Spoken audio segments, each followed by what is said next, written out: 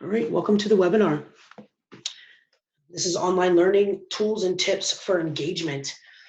If you're here for the live webinar, you can answer some of these questions in the chat. If you're watching the recording, just know that I want to think about everybody's role, job, your industry, what you hope to learn, your school or your institution and what they're asking you to do and why you were here today.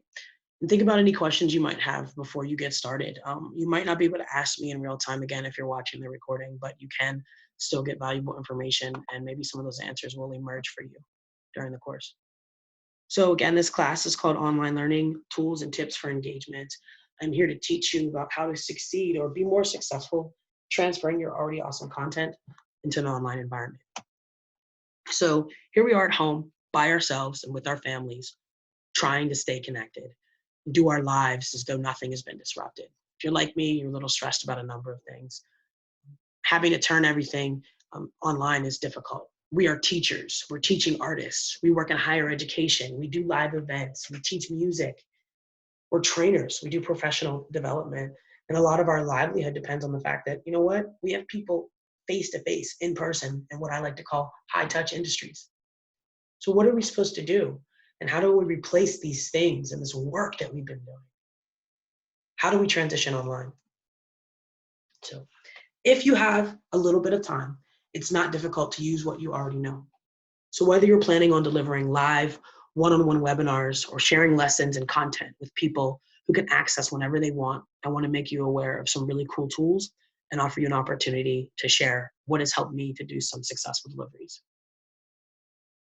Like I said, there are a ton of tools and methods found across many apps and software that allow you to continue to do your work and stay connected with people. And you're probably already using them.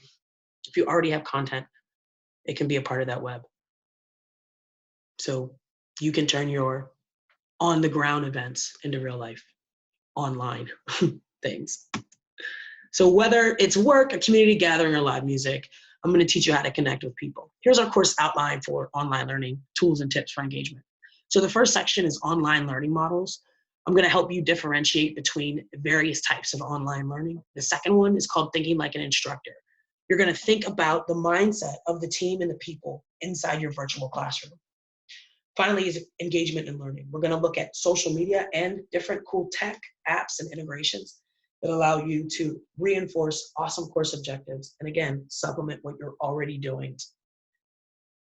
At the end of this all, I provide you with some homework, also known as a course blueprint. There's a downloadable PDF link that I will share in the chat. So you can head on over to the Google Drive and grab that. It's super easy.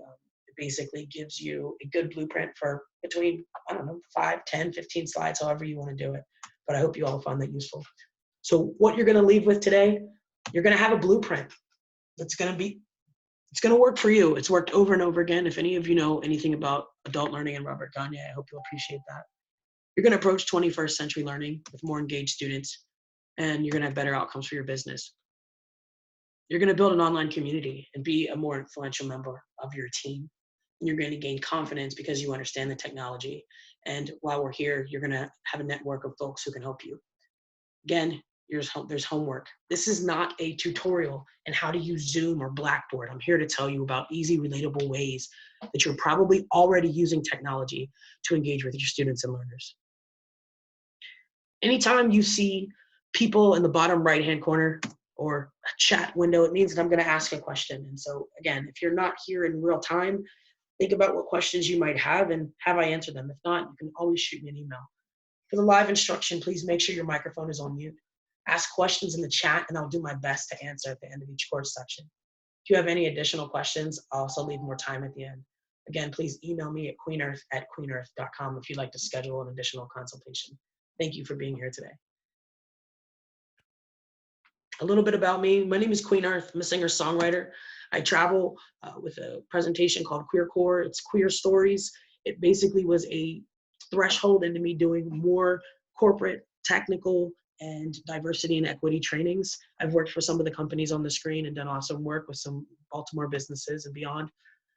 Most people know me for my work as QueenEarth, playing the guitar and singing on stage. So I've done that while I was also creating curriculum for a digital advertising company in Asia Pacific. And I've also taught online level college instruction. So when I lived in California, I had courses and students from CCBC. But thank you so much for being here with me today. Let's go ahead and get started. The first course is online learning models, time, and considerations. We're going to think about different types of learning and figure out which one is the best for us to use for our students or our learners or our community. We think about the evolution of teaching and learning. I'm a child of the 80s and 90s, so the first picture on the left looks most like what I experienced. But by 6th grade, we had Apple computers. In the 21st century, things are changing. Students and classrooms are not so much about screens and, one-to-many or pedagogy, andragogy, as we call it in adult learning. It's more hands-on and kinesthetic and project-based, and we really want students to touch and be creative. And I hope that none of you think that you're going to lose that because you're transferring your lessons online. Now, students can watch videos on a laptop at home. They can take lessons one-on-one. We can even do professional development and training for our teams across many people. We're already using software that lets us do that. So there's two types of online learning that I want to discuss today. The first one is synchronous. Synchronous learning happens at the same time, okay? It's live and delivered in real time with one-on-one or one-to-many learners. This is your webinar. Right? This is where you are right now. This is Facebook Live. This is Instagram Live. This is Zoom. Everyone is present to experience the event together. Some may be prepared in advance, some of your material, and should be for optimal engagement. When I posted a song earlier, I had to practice my songs before I posted them. Sharing this deck, I have to practice before I do that with you. Whether you're doing live or one-on-one, there's no harm in preparing and maybe creating an awesome deck as a part of that. Asynchronous learning does not happen at the same time. Any number of learners can access on-demand content at any time. Cool thing about the world that we live in now versus maybe 10 years ago when these terms started is that when we post something on Facebook, it is live, but then it can stay there forever. So when I post a video in real time, I'm always welcome to put it somewhere on the cloud or share a link and let you access it later. And so when you're thinking about your software, find something that'll let you do that. Access any number of learners at any time. It can be self-paced or data signed. If you've used something like Blackboard, you can upload content into one repository and you can check. I remember I used to do this to my students. You can say, this thing's going to disappear on Sunday at midnight. That way no one can say, I didn't see it. Well, if you don't see it, it means that you didn't do it. But this is a way for us to hold our students accountable if we need to, or they can just do it at their leisure. Content can be, again, pre-recorded or created in advance and readily accessible. For synchronous learning, here's some of the apps and software that you might be familiar with. Google Hangouts is actually one of my favorites. I use it a lot to chat with friends, but it's also great for meetings and screen sharing. Facebook Live, Zoom, Skype, Instagram TV, GoToMeeting. Think about any other software that you may have used. When it comes to asynchronous learning, there's tools like Blackboard, which many higher education professionals are familiar with. Lynda, that's more for the corporate professional development people. One of my personal favorites. I've done a lot of Lynda trainings and gotten those certificates. Google Drive can be used as a repository of information. I'm using it for training right now. Actually, we're collecting articles for everyone. edX is great to take classes. Cengage, same thing, a repository. LearnWorlds allows teachers to upload their own content in one tool. Again, think about when have you used a tool that allowed you to access learning whenever you wanted. Do you prefer synchronous or asynchronous learning? Would you rather meet one-on-one? Or would you rather let your students access information? This is an interesting question. Sometimes it's about what you want to do as the instructor, right? If you have time to be live, then that's great. But if maybe you're a Rolling Stone and you want to create good content, but also be able to move about, sometimes it's great to pre-record something and make sure people have access to it no matter where they are. But it's also about making yourself available. What about a hybrid model? Anybody want to go rogue? I actually prefer a hybrid if I had to choose. Hybrid allows me to say that on Monday, I'm going to meet with my students from 12 to 1, but in a synchronous way. Asynchronous means that I can ask them to post on social media, share videos in a Google Drive folder of work that they've done. It still holds them accountable, but they don't have to meet, and it gives them more time.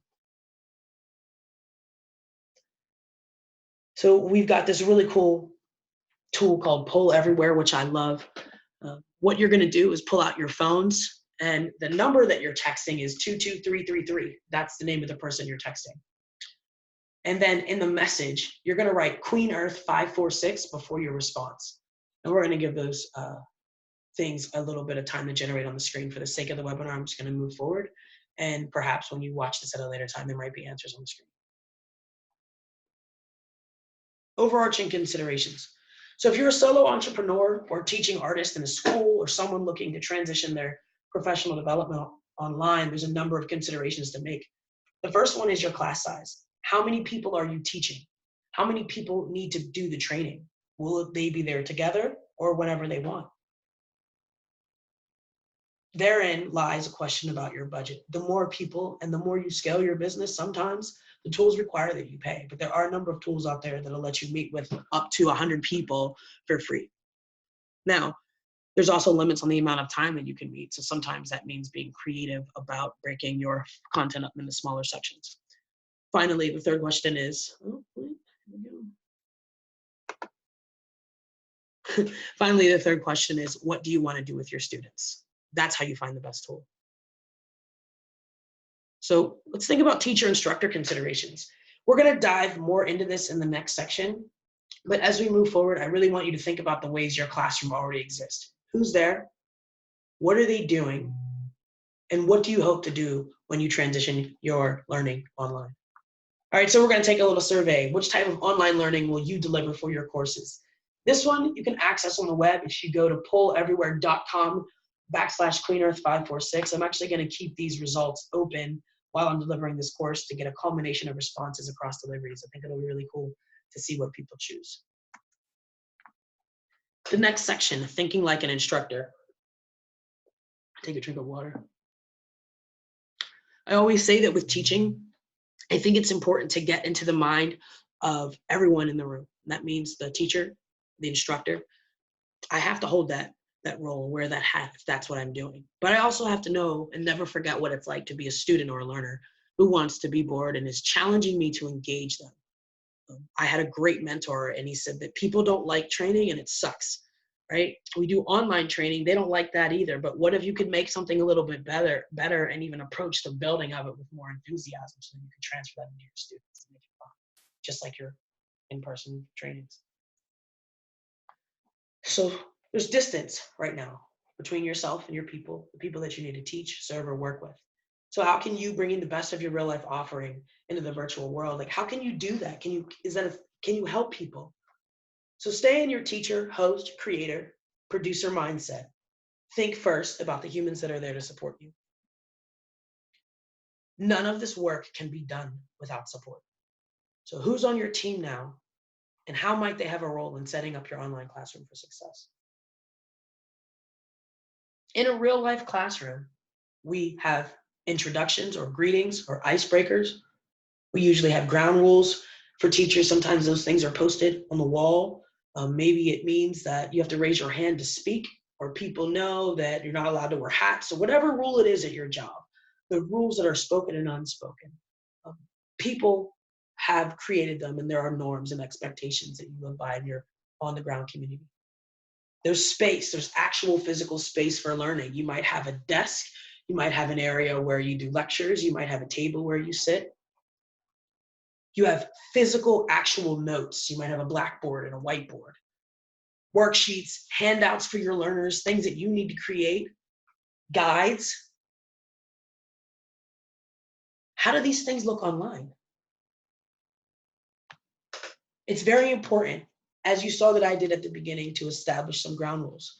Tell people to mute their microphones. Tell them that you have a co-pilot who's operating as support, who's helping you monitor the chat so you don't miss questions. Maybe there's 2 people that have access to the deck in the event that one of the calls gets dropped. You never know what's going to happen with technology, but you need to communicate expectations to everyone in the room. Support should know how they're operating. Students should know their expectations. Learners should know their expectations, and the instructor/designer of the content should be aware of all of that. Support looks like monitoring chat and questions, as I said. Think about the space. This is for everyone involved, right? If you're the instructor, you want to make sure that your space is set up and conducive for whatever type of learning that you're going to deliver. If it's in person and you're doing live instruction and your camera's on, you want to make sure your area is well lit. You want to check all your sound and check, obviously. I'm not a huge fan of professional clothing. However, you know what your work norms are, so just assume that they exist in the online world when your students and learners are engaging with you. For your learners, especially folks who work with younger students, think about asking them to prepare themselves. If you notice at the beginning of the slide, I said, take some time to get your area ready. For music teachers, sometimes they'll start playing 5 minutes before and log in 5 minutes before so that students can get ready and set up their physical space. Make sure the dog's not in the room. Shut the door. Tell big sister or little sister to go away. Let mom know or mom or dad know what you're doing. They also need to be given a chance to do that. So let people get comfortable. There might need to be guides and scripts, and this could appear as notes in the section of your slideshow. It can appear as physical hard copies of things that you print out for different people. It's really hard for us to be in the same room, so I've been using Google Drive, which is a great way for me to, again, create a repository for all the links that I might need while I'm delivering a presentation. Participant guides, digital downloads, and worksheets. If we had homework in real life, what does it look like for me to provide a PDF download in a shared folder? Easy. So instructor considerations. When you're choosing your technology, there's 3 main things that should be front of mind, and that is tools. Those are the tech, apps, any software that you might use to create and deliver your content. For example, and I'll dig more into this later today, I used Zoom, Google Slides, and Poll Everywhere for most of my content. Content is separate from the tech. That's the lesson that you create itself. It's what you're hoping to teach or share, and I hope that it is the thing that you at least have in your hands that you're ready to transfer online. Finally, delivery is the way that you choose to execute the event. Again, synchronous or asynchronous, and that bleeds into all different types of engagement. So let's check out these considerations to make for synchronous learning. Again, this is learning that's being done at the same time, one-on-one or one-to-many. As far as tools, pick something that's scalable. Know how many students you need to teach, and that way you can plan accordingly and choose a tool that's not going to crash if you need more capacity. Simplicity, choose something that's easy to use. That means the learning curve for you and the learning curve for the learner. Find tools of engagement with chats, polls, and quizzes. I love Poll Everywhere. I'll talk about it later, but any surveys you've seen today, I've used them, and it integrates easily. Replicate your already awesome classroom event. Your screen has now become a part of your content. Again, this means the aesthetics, but perhaps you can start thinking of your slides as 3-dimensional. If you're just using slideshows, but if you're also looking for content and ways to engage, if your students are used to quizzes or connecting the dots or drawing lines or listening to sounds, you can replicate that. Look for a tool that will allow you to replicate that. Also, insert time for collaboration. In classes, we always ask questions, so please don't assume that because we're online that there's not time for that. So make sure you build, I would assume, even more time into question and answers. And it goes a long way to let people know that you're thinking about them and making time. As far as delivery, maintain your skilled communication. You should talk slower than you think you need to. Keep sound and tech hiccups at a minimum. Test everything and run through it once or twice to make sure your sound is where it should be. Practice. Run through your deck. Know your slides. Put notes where appropriate and set yourself up for success. And again, establish rules at the beginning of the presentation. For asynchronous, this is when you're thinking of choosing a tool so that you can just upload content and deliver whenever. Again, you're going to want to choose a tool that's scalable. Or even better than that, more than that, is it's accessible. Like, is this something that people have access to? Simplicity. Again, choose a tool that's easy for your audience to learn on. And increase engagement with chats, polls, and quizzes. Those things don't really change in those 2 different environments. It might be the delivery that's different. Content, again, show it in a fun, engaging way. With asynchronous, that you're more likely to have tools like quizzes and live polls and video. So all of the things that you're already doing in your classes, they can be uploaded, or you can create your own videos. Your screen sound still matter if you're creating videos and recordings. Maybe not so much your space. You're going to want to make sure it doesn't sound bad. Make yourself accessible to answer questions. Some people think that because they're teaching with an asynchronous mode, that it means that they don't have to answer as any emails or they're not around for instruction time. Sometimes the questions increase exponentially with asynchronous, but think of it as time that, you spend time up front building your class. So that gives you back time, I guess, in the present to be more attentive to your students and their needs. Deliver well designed look, feel, and content. You can really, there are some apps out there like Learn Worlds, for example, which really allow you to make some beautiful content. Demo it beforehand, always practice. Showcase your best content with a creative delivery. I always like to think of my slides as 3-dimensional if I'm using Google. So major takeaways from this. Choose an accessible tool for your budget and needs. Find something that works with your technological capabilities and your audience. Simplicity will help you make the best online version of your in-person offering or learning. Find out what support looks like. If you need other people in the room, figure out who they are and what they're going to be doing. And I mean that literally, like in a Zoom chat, like perhaps you should have a co-pilot and share screens. Practice and prepare in advance. Test tech and sound before your delivery. Practice as a participant before you deliver so you can see what it looks like for people on the other side of the screen. And finally, establish rules and expectations for your online delivery. Don't assume that anyone knows what to do. I mean, many of us have been on calls that have been horrible with unmuted microphones. So I think that my major goal for this section is to make sure that you have a big picture thinking idea of choosing a good tool. If your business or job has already chosen it for you, then that's great. Your job then, I believe, becomes to learn that technology so that you can figure out the best ways to use it for what you've already created. This leads us into engagement and learning. Paying attention in the age of social media. In the world where we live today, and even with a lot of my clients, because I do marketing work, we think about engagement and marketing together. For an educator, we know those two concepts. The concept of engagement is closely related to the idea of learning, but they're not always the same. Engagement. This is social media. We're clicking on Facebook, we're scrolling, we're on YouTube. What if we could get our students to use Blackboard the way they use Facebook? Do we want them to? Maybe. What is learning? Learning is having hard, concrete objectives and being able to measure outcomes. Can we do both of these things on social media? Maybe.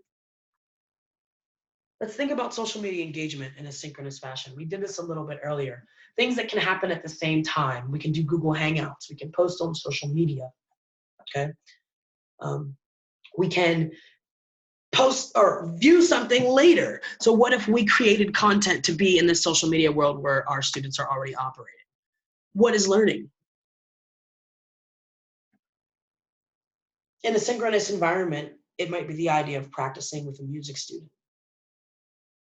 It might be the idea of coaching, counseling.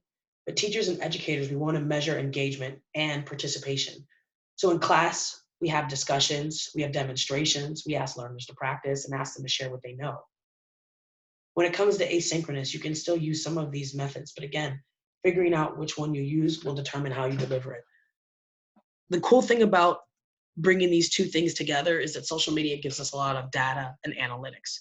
So if we can add a little bit of both of these worlds, we can take the best of them and meet people where they are and use them to encourage an entire learning community. I know a ton of you are thinking, I do not want to be on social media with my students.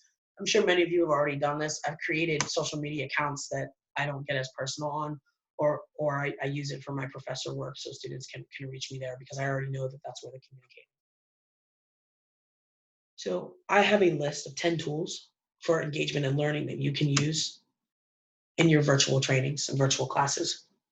From the simplest to the most astounding. Number one is chat. Let's strip down bare bones and just think about what we actually want to do. We just want to talk to people. So what if you made yourself available either in real time or during certain times to let students know that you would talk to them? Something very easy. Sharing live or pre-recorded video. Very easy to be engaging. For students or people who are working in courses where you have to read different articles and share research, it's very easy to use a Google Doc and collaborate and ask people to comment and share. But if you're using something like Blackboard, those tools are already built in. So most of these systems and tools that you're using probably have something like that. An easy format is post one, respond two after reading an article. It's a great way to share online training. Again, you can use your Google Drive to make collections.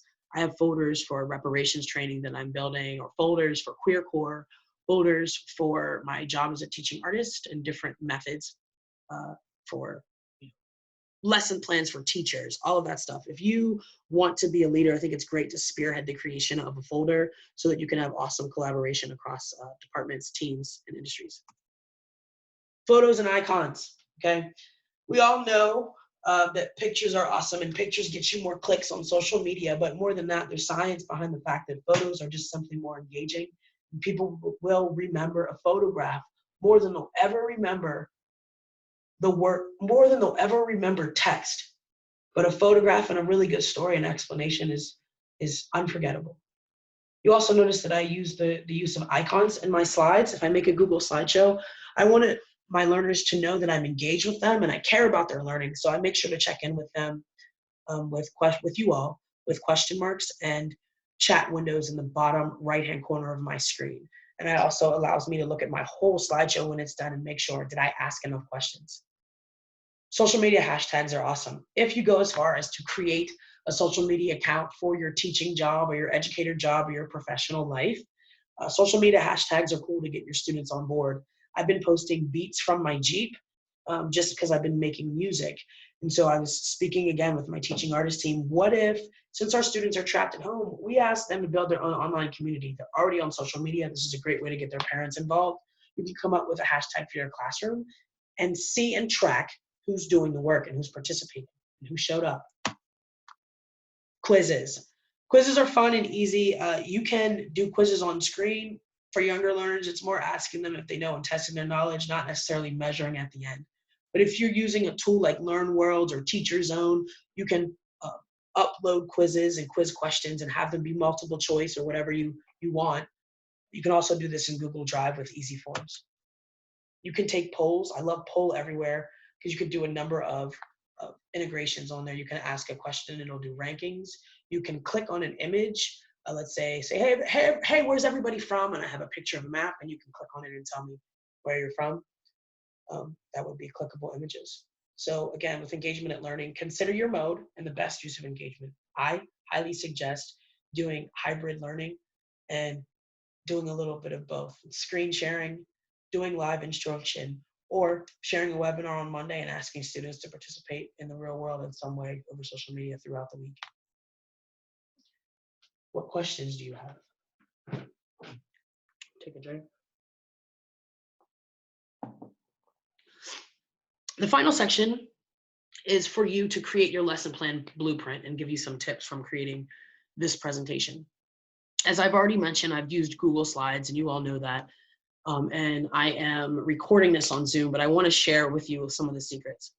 So there's easy things that you can do in Google Slides. These are the most 3 important tools that I use when I'm building my online training. So whether asynchronous or synchronous, Google Slides is a great place to prepare your content before you upload it into another app like Zoom or Blackboard or share a PDF. So if you have Google Slides, if you have a one-on-one sharing app like Zoom or Facebook Live or Google Hangouts, and you have notes for yourself as an instructor and a downloadable homework, worksheet, handout, or link or something to share with your audience, you're on your way to getting started. So for this part of the presentation, I'm actually going to exit the screen share. I want to show you all some really cool tools that I use to engage with my students. Again, I had to exit the screen share so that I can do some on-screen notations for you, okay? So here we are.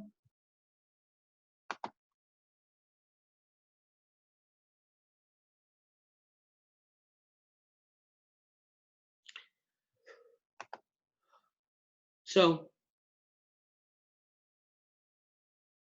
when I use Google Slides, I like to, in real life in my classroom, I often have my students go up to the board and circle pictures of different instruments. But since they're not here with me today, What might it look like for me to have images of some concept or word on a board and have my slide prepared with a dot?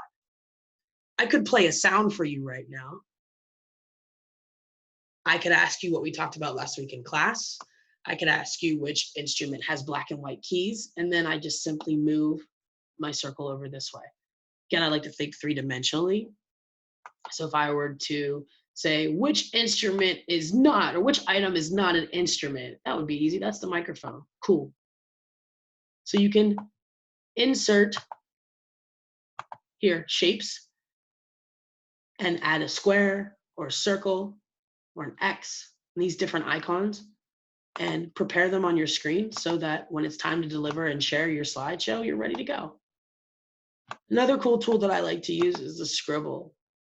My students love to come up to the board, and so when I work with the little ones, they come up to the board and give them a dry erase marker, and they love this level of interaction.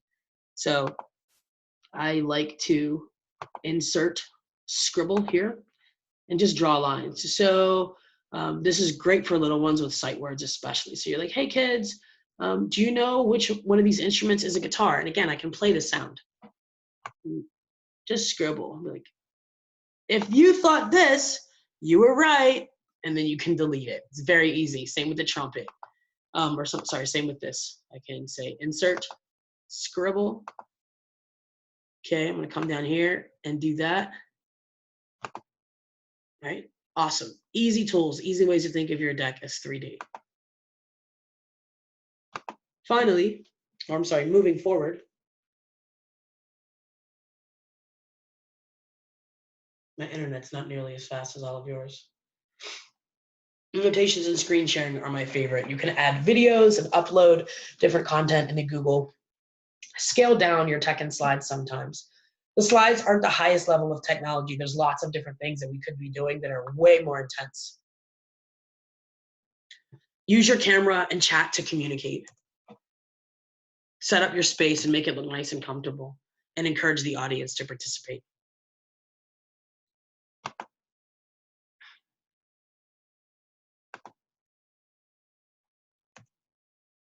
Easy things in Google Slides. All of the surveys that I did today were brought to you by Poll Everywhere. This is a tool that I learned how to use in professional development when I was a corporate trainer. It's great because people can pull out their phones and engage in real time. And there's almost limitless numbers of responses that you can collect depending on the depending on the question, the type of the question. As far as Kahoot, I just have to give them an honorable mention. I did not use them today, but they have great gamification for small classrooms. And if you have the budget to excel beyond their free version, you can get a lot out of it. What questions do you have? All right, so here's your homework. I want you to create a lesson plan with this useful template, and you're going to modify it for your own online presentation. I have a master's in instructional design, and I didn't know what instructional design was until I had a job in digital advertising, and my mentor drilled into me this blueprint. Some of you, I'll probably already know it, but this is Robert Gagne and the 9 events of instruction. This can be replicated over and over, and every version of story, in my opinion, of story and human development kind of excels along this path. 1, get someone's attention. 2, tell them why they're there. 3, check in with them and see what they already know. 4, show them the new thing. 5, show them how it works. 6, let them use it. 7, give them feedback. 8, let them use it on their own. 9, let them apply that to the real world. So whether it's music or science or writing or verbs, this is a great 9-step version of your lesson plan. I like to think of it, and then every slide has a beginning, or every slideshow has a beginning, a middle, and an end. For the beginning, this could be anywhere from 2 to 5 slides or more. I usually do more. And a lot of that is based on your animation, right? I have a pre-course slide, especially if I'm doing one-on-one live instruction. I should be in the room before my students. So I'll usually play music or let people know by a screen in advance that says, hey, thank you for being here. Get comfortable. And maybe I'll have some questions that they can answer in the chat. After that is your title slide. You want to have an opening narrative and an introduction and a little bit about yourself as a trainer. Or if the students already know you, you can skip some of these steps and they don't apply to the work that you're doing. You always want to have a course outline and objectives. Why? Because it doesn't make sense to have adults or anyone in a room for that matter, not tell them what you're going to do and how you're going to do it and why they're there and what they can expect to happen while it's there, while they're there. And that leads us into ground rules and expectations. In an online environment, we can't assume that anybody knows what the rules are. So we have to tell our students. Middle, introduce the new topic. Break it down, show them how it works. Let them practice and try that on their own. What does that mean? Perhaps the topic today is scales and music. So we're going to talk about scales, what they are. Maybe we'll look at a G scale or an A scale. And then we'll show them us playing it, and maybe we'll listen to some songs where the student is playing an A scale. And then finally, we'll exit our screen share and watch the student play. Give them some feedback. Ask if they have any questions and listen and watch. Again, we're still providing final feedback. The difference between the middle here, the third square on the right, and this one is that the third square in the last slide is really the student's time to shine and talk. So you really want to make sure you understand where they are so that you can give correct feedback. After that, now it's time for them to test, quiz, measure learning. Now this can happen still in your slideshow, and this can happen during the week while they're there. Like maybe their test, quiz, or measurement of learning is that they have to post a video or something that they've done online, but you could make a slide to tell them what their homework is. I think that that's my biggest takeaway, is that the idea of homework looks different for students who are teaching elementary education. The idea of training could look different because there's lots of ways for us to engage with each other. The final thing you need to do is give them, again, homework, questions, takeaway. Give them time to ask questions. And also let them know your availability. Again, whether you're synchronous or not, or asynchronous, they should know when they can contact you if they have any questions. So big picture, here's your 9 steps to creating an awesome presentation in Google Slides. You start with your pre-course slide and do your introduction. Wow them with an opening story, then let them know why they're in the room with your outline and objectives. Next, introduce the content. Demonstrate new content. Show them how the thing works, and then let them practice it and ask questions and make mistakes. Finally, for the end, you're going to provide them with good feedback. After that, let them practice a little bit more on their own and give a final test or quiz or homework. And let them know that when it's all over, they can continue to speak with you and contact you throughout the week if that's something that you're offering them as part of your availability.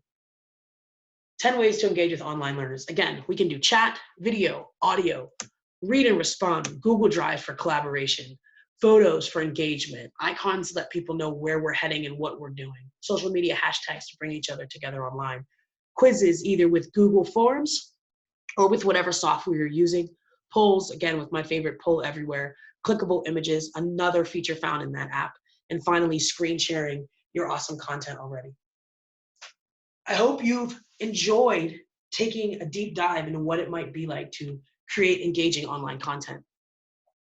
I hope you have tools and work to do so that you can deliver something as awesome as it is when you do it in person. Thank you so much for being here today. Please email me at QueenEarth@queenearth.com if you'd like to schedule an additional one-on-one consultation. I do this work for teachers and teaching artists, higher ed, live events, music instruction, and even professional development for small businesses and spiritual communities. This webinar was totally free, but I want to thank you for being here today. If you like what you heard and it was valuable information, please go to my website, QueenEarth.com/COVID-19 music and purchase some music, or hit me on the Cash App or the Venmo or the PayPal. I really, really appreciate you being here. This coronavirus has been difficult, and so as a way to combat loneliness and boredom, I decided to make an album full of instrumentals for people who are working from home. Please email me at QueenEarth@queenearth.com if you'd like to schedule an additional consultation. So thank you so much for being here today. I hope that this was useful and that you feel more confident about approaching your online lessons in the weeks to come. Have a great day.